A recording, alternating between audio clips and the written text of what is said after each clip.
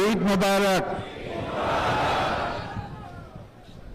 আজকে বাংলাদেশের প্রতিটি গ্রামে,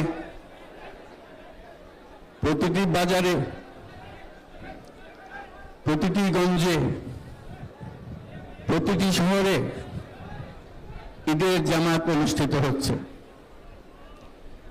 আমরা জাতির পক্ষ থেকে জামাতে যারা যেখানে শরীক হয়েছেন তাদেরকে ঈদ মোবারক জানাচ্ছি।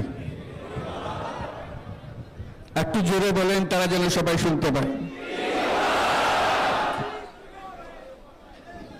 যারা ঈদের জামাতে শরীক হবার সুযোগ পাননি তাদেরকেও আমরা ঈদ মোবারক জানাচ্ছি, সেটাও জোরে ঈদ মোবারক দেন।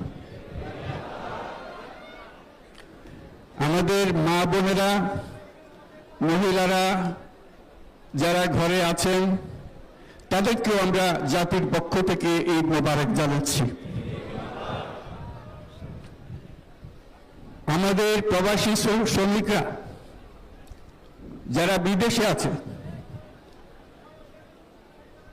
সারা বছর কষ্ট করেছে, আজকে হয়তো ঈদের জামাতে যেতে পারবেন কিংবা যেতে পারবেন না, কিন্তু জাতির পক্ষ থেকে আমরা তাদেরকেও ঈদ মোবারক জানাচ্ছি।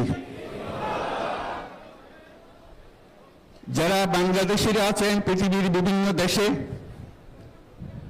জাতির পক্ষ থেকে তাদেরকে আমরা ভুলে যাইনি, তাদেরকেও আমরা ঈদ মোবারক জানাচ্ছি।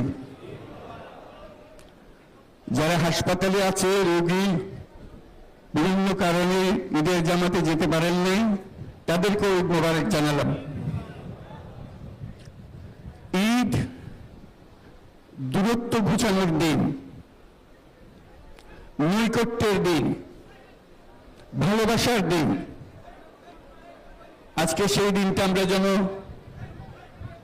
গভীর ভালোবাসার সঙ্গে উদযাপন করতে পারি, সেই মেসেজ আমরা যেন সবার কাছে পৌঁছে দিতে পারি।